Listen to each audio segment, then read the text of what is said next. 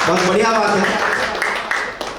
और एक बात है कि सर आज देखिए, आज कौन सा दिन है? वो तो सही है, बाकी रक्षाबंधन या पूर्णिमा, पूर्णिमा है ना? तो सर यानी कि वो क्या पुण्य ही तो चांद, ठीक है, पूनम का चांद है सरस हमारे बीच, जो आज ये मायूसी यहाँ पे छा गया है, फिर भी आज सर चमकते हैं।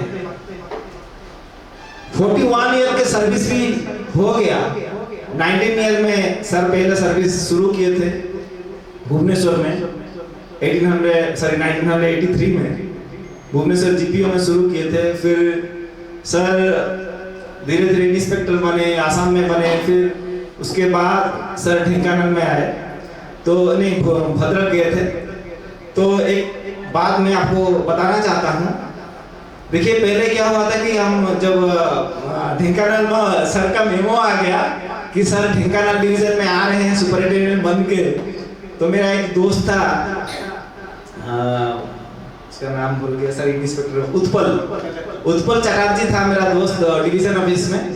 तो मैंने उसे फोन किया, अरे जो विपिन महांती सर है तुम्हारे वहाँ तो भद्रक में सुपरिटेंडेंट है, वो कैसे हैं?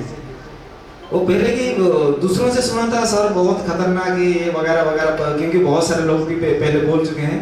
तो उसने बोला अरे वैसे कुछ नहीं, बहुत बढ़िया सर है, वैसे कुछ नहीं, तुम जो लोग सोचते हो ना ऐसे नहीं है सर, पहले उनके साथ काम करो, जैसे कि अखिल साहब भी बोले थे और सरोज भाई भी बोले थे कि हाँ, तो वैसे सर नहीं है, तुम उनके साथ काम करो, सब ठीक ठाक हो जाएगा।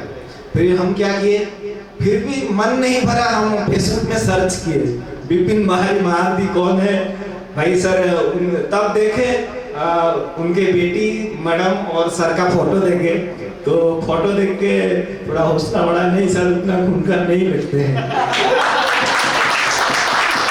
तो मैं बड़ा खुशनसीब हूँ कि मेरा भी सर के जैसे थोड़ा नेचर लवर है, मैं भी वैसा हूँ। सुबह सुबह यानी मॉर्निंग वॉक में वॉकिंग में जाता हूँ, तो हमारा जो डिवीजन ऑफिस पे छोटा सा एक बाग है, तो उसमें पानी वानी भी मैं भी देता हूँ, पेड़ पौधे भी लगाता हूँ।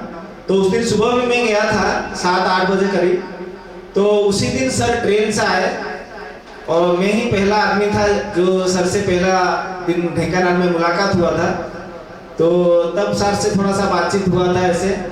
तो उसके बाद मैं भी डिवीजन ऑफिस में काम कर रहा था, यानी कि सीसी कंप्लेंट एंड कॉरेस्पोंडेंस और बिल्डिंग ब्रांच और बिजनेस एग्जीक्यूटिव भी था, और आते आते पब्लिक रिलेशनशिप इंस्पेक्टर के पद में भी काम किया। सर भी तभी थे। तो उसी टाइम जब एक बिजनेस डेवलपमेंट मीटिंग हुआ था, ज्यादातर क्या होता है कि कोई बोर नहीं हो रहे, तो बोर हो भी 10 मिनट 5 मिनट और मौका मैं गंवाना नहीं चाहता हूँ, क्योंकि कल ये नौबत नहीं आएगी कि कुछ बोल सकूं, यानी मन में जो कुछ हो तो बोल सकूं। तो एक बिजनेस बिजनेस डेवलपमेंट मीटिंग होता है या बीडी मीटिंग कहा जाता है। तो उनमें ज्यादातर क्या होता है कि जो सुपरिटेंडेंट होते हैं वो हमारा एक टारगेट और अचीवमेंट से फिगर लाते हैं, आपका क्या टारगेट है, आपको कितना अचीव करना है, ये सब दे देते हैं। लेकिन एक पहला आदमी है सर जो बिजनेस एग्जीक्यूटिव मीटिंग में कोई टारगेट अचीवमेंट के बारे में बातें ही नहीं हुआ। पहला बात क्या था, आपका क्या क्या शिकायतें हैं, क्या आपके पास नहीं है, क्या अगर होगा बेहतर तो आप बेहतर अपना काम यानी एफिशिएंसी आपका बढ़ेगा या काम दे सकोगे। तो बहुत सारे लोगों ने वहां पे थे, किसी का प्रिंटर, किसी का पेपर वगैरह वगैरह बहुत सारे बोले। ऐसे भी एक आदमी को यूपीएस के बारे में और सीपीयू के बारे में ऐसे भी पता नहीं था, सर को शायद याद होगा। हमारे एक एसपीएम था, तो उन्होंने बोला उनका बैटरी नहीं है, लेकिन वो बोला कि हमारे पास सर यूपीएस चाहिए हमको। तो ऐसे भी बहुत सारे थे जिनको मालूम भी नहीं था, लेकिन सारे डिमांड कर लिए और पूरा नोट हो गया। सर उनको वादा किए कि देखो मैं हर कोशिश करूंगा कि 1 महीना के अंदर आप सब लोगों को सब फैसिलिटीज दे दूंगा। तो वही भी हुआ, 1 महीना के अंदर किसी का प्रिंटर, यूपीएस, सीपीयू वगैरह जो भी था वो प्रॉब्लम सॉल्व हो गया।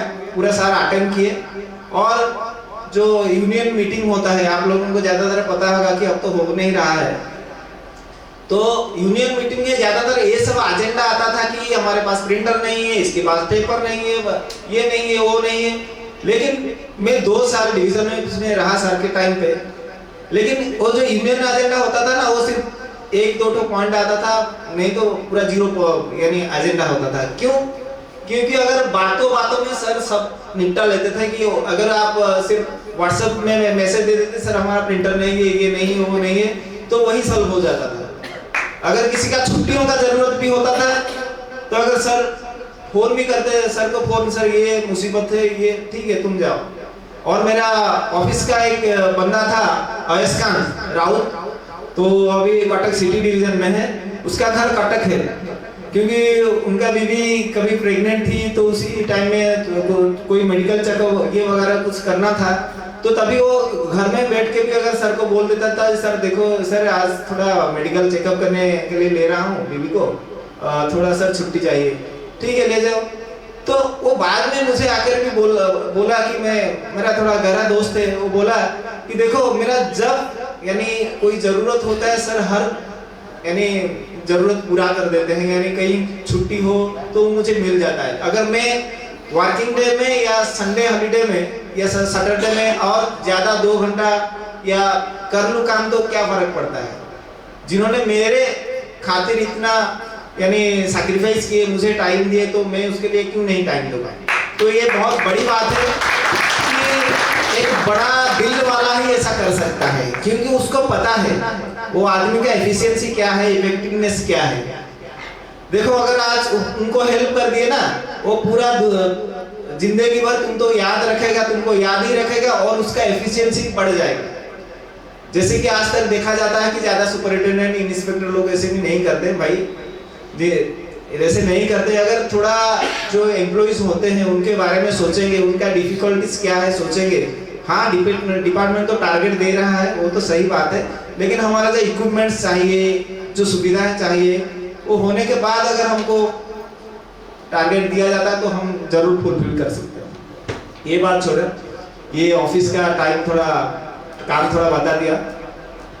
मैं जब साल फेयरवेल लिए ढेंकानाल से, तभी हमारा एक सुधाकर मिश्र साहब थे, तो उन्होंने कभी फेयरवेल मीटिंग या कोई वेलकम मीटिंग कभी अटेंड ही नहीं करते हैं। तो वो पहली बार सर का दूसरी बार सर का फेयरवेल मीटिंग अटेंड किए और कहीं भी नहीं रहते थे। और उन्होंने बोला कि सर पहले एक सतपति साहब थे और आप हैं दूसरे आदमी, बहुत वर्षों के बाद मैं आप इस फेयरवेल में कुछ बोला, जबकि पहले कभी नहीं बोला था। आप मेरे लिए आइडियल हैं और रहेंगे भी। तो तभी भी मैं भी कुछ फेयरवेल में बोला था सर को, सर देखिए आपका जो काम है, आपका काम का तरीका ये मुझे भी पसंद है, मैं भी उसी को फॉलो कर रहा हूँ, और आप जितना गाइडेंस दे रहे हैं मेरे पापा भी जैसे हैं, तभी बोला था और आज भी बोलूँगा कि सर का जो गाइडेंस है, ये करना है वो नहीं करना है, ये सब सर सही दिशा दिखाते हैं। और मेरा डिवीजन में कुछ लफड़ा हो गया था, आज बोल दे रहा हूँ, ऐसे कुछ लफड़ा हो गया था। मेरे सुपरिटेंडेंट इतना काम करते नहीं के बाद भी थोड़ा गुस्सा आ गया मेरे ऊपर। तो आप लोगों को सर या माँ में कोई बताए होंगे, तो वो उनके हिसाब से चलते हैं। तो मैं इतना फ्रस्ट्रेटेड एक टाइम में हो गया था, इतना डिपार्टमेंट के लिए काम करने के बाद भी मैं आज बता दे रहा हूँ कि मैं घर को भी इतना टाइम नहीं देता हूँ जितना मेरा डिपार्टमेंट में। ये जो सोशल मीडिया का काम है ये वगैरह, ये अभी तो 1-2 साल से शुरू हुआ है, मैं 7-8 साल से वही काम कर रहा हूँ। यानी यूट्यूब में, मेरा सोशल मीडिया में जो भी कहीं भी आप ढूंढ लेंगे तो वही डिपार्टमेंट का काम ही मिलेगा आप लोग। उसके बाद भी मेरे ऊपर थोड़ा गुस्सा आ गए, मैं पूरा फ्रस्ट्रेटेड हो गया था। मेरा पर्सनल लाइफ में भी कोई ऐसे बंदे थे, इंस्पेक्टर वगैरह और हमारा सुपरवाइजर वगैरह, वो भी एंटर किए। मुझे बहुत परेशानी ऐसे किए कि मैं एक दिन ऐसा भी आया था कि मैं सुसाइड करने के लिए भी निकला था। तो सर को यही बात यहाँ पे भी बताया, और मेरे शादी के लिए भी जो यानी जिसको ढूंढे थे, तो उसमें भी बहुत सारा तकलीफें डाले। मैं भी बहुत फ्रस्ट्रेटेड हो गया था। तो मनोज सर ने फिर हमारा जो कंटेंट डेवलपमेंट का काम था तभी पार्सलदीप में मेरा नाम नॉमिनेट किए हैं, क्योंकि सर भी जब थे तब उनको पता था कि मैं थोड़ा एक्टिंग वगैरह ये स्क्रिप्ट राइटिंग ये सब कर रहा हूँ। फिर मनोज सर भी बोले और इसी के चलते यहाँ आ गया। पिछले बार सर को भी ऐसे मेरा जो मन का दुख है सर को जाहिर किया, तो सर बोले एक चीज बोले, मैं तब से थोड़ा स्ट्रांग हो गया हूँ। सर ये बोले कि देखो मेरा भी हालत कभी ऐसा था मैं भी बहुत मेरे बहुत परेशानी आया, भद्रक में था वो भी, वहाँ पे भी परेशानी आया। और मैं एक सिंह की जैसा हूँ, मैं स्ट्रेट फॉरवर्ड हूँ, जो सही लगता है वही करता हूँ और मेरा कॉन्साइंस जो बोलता है मैं वही करता हूँ, यानी कि जो सही है। अगर किसी का तबीयत खराब हो गया है, किसी का कुछ भी हो गया, मेरा कॉन्साइंस ये बोलता है कि ये सही होगा तो मैं वही करता हूँ। तो देखो बहुत सारे टकराव आएंगे, बहुत सारे हर्डल्स आएंगे, तुम झुको नहीं। अगर झुक जाओगे तो गया। तो ऐसे नहीं होगा कि हर कोई यानी तुम्हारे अपोजिट वाले तुमको यानी पूरा प्रशंसा करेंगे, ऐसा नहीं। तुम सही रहो, तुम खुद को देखो कि तुम अगर सही हो तो सही हो, तुम काम करो। अगर तुम्हारे अपोजिट में जो भी कुछ बोलेंगे उनका बात केयर मत करो। अगर तुम सही हो तो वही सोच के चलो और आगे जो भी कोई तुम्हारे पीछे बोलेगा उसको यानी वैल्यू मत दो। तो उसी दिशा में अब चल रहा हूँ। आज तो सर का विदाई का दिन है, यानी आज रिटायरमेंट का दिन है। बहुत इमोशंस फीलिंग्स है, यहाँ इतने लोगों के सामने जाहिर नहीं कर पाता हूँ। तो हमारे बीच भी हमारा नया एडी सर है, सुब्रत महाली सर है, उनको सत सत नमन कि हम 3-4 भाई और सर्वश्री यहाँ पे सर कंटेंट डेवलपमेंट में काम कर रहे हैं।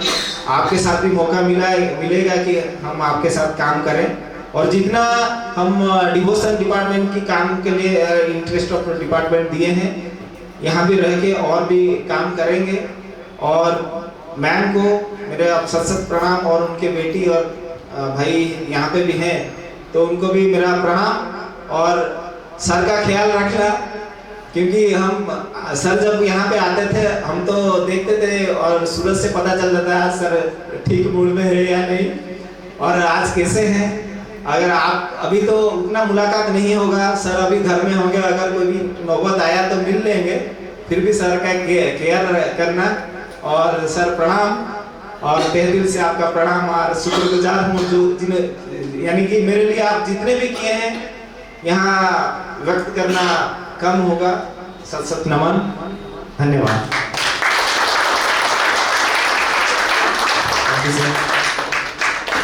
अभी सभी ने इंस्ट्रक्टर